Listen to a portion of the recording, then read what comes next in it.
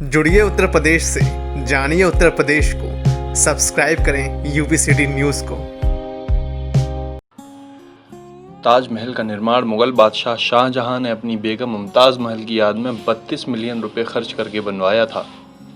इसका निर्माण 1632 से 1653 ईस्वी के बीच में हुआ था।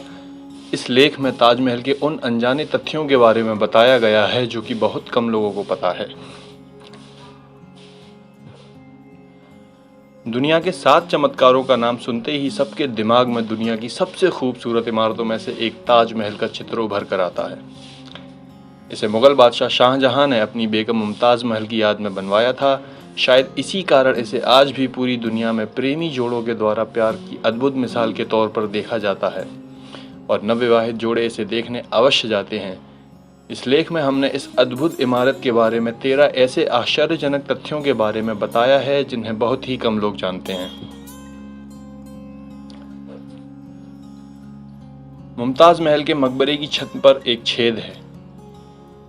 हालांकि इस छेद के पीछे कई तरह की कहानियां प्रसिद्ध हैं, जबकि सच्चाई यह है कि जब शाहजहां ने ताजमहल के पूरा बन जाने के बाद सभी मजदूरों के हाथ काट दिए जाने की घोषणा की ताकि वे कोई और ताजमहल ना बना सकें, तो मजदूरों ने इसकी छत में एक ऐसी कमी छोड़ दी जिससे कि शाहजहां से बदला लिया जा सके और यह इमारत ज़्यादा दिन ना टिक सके। आज भी इसी छेद के कारण मुमताज़ महल का मकबरा नमी से ग्रसित रहता है। यदि यमुना नदी नहीं होती तो क्या होता? ताजमहल का आधार एक ऐसी लकड़ी पर बना हुआ है जिसको मजबूत बने रहने के लिए नमी की ज़रूरत होती है। यदि ताजमहल के बगल में यमुना नदी नहीं बह रही होती तो यह लकड़ी मजबूत नहीं होती और अभी तक ताजमहल गिर गया होता। ताजमहल के चारों ओर के मीनार एक दूसरे की ओर झुके हुए हैं। ऐसा इसलिए है ताकि भूकंप या बिजली गिरने की हालत में मीनार को मुख्य इमारत पर गिरने से बचाया जा सके।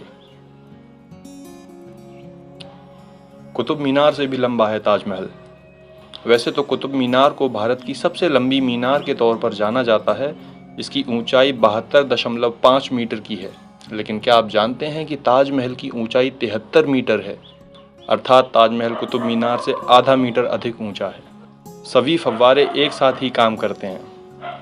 आप यह जानकर चौंक जाएंगे कि इसमें लगे सभी फव्वारे एक साथ ही काम करते हैं और इनमें हर फव्वारे के नीचे एक टंकी लगी है जो कि एक ही समय भरती है और दबाव बढ़ने पर पानी ऊपर फेंक देती है।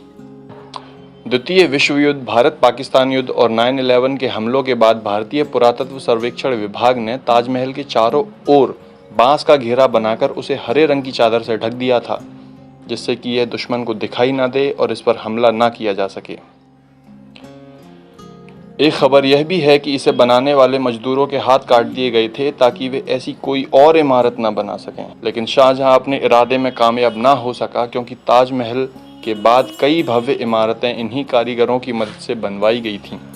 इन्हीं में से एक कारीगर थे उस्ताद अहमद लाहौरी, जिन्होंने दिल्ली के लाल किले को बनाने में मदद की थी। ताजमहल की कलाकृति में 28 तरह के नायाब पत्थरों को लगाया गया था जो कि किसी की भी आंखों को चौंधिया सकते थे। ये पत्थर चीन, तिब्बत और श्रीलंका से मंगवाए गए थे, लेकिन अंग्रेजों ने इन कीमती पत्थरों को निकाल लिया था। सन 1632 से 1653 की अवधि में जब ताजमहल बना था तब इस पर 32 मिलियन रुपए खर्च हुए थे, जिनकी वर्तमान कीमत 106.28 लाख अमेरिकी डॉलर है।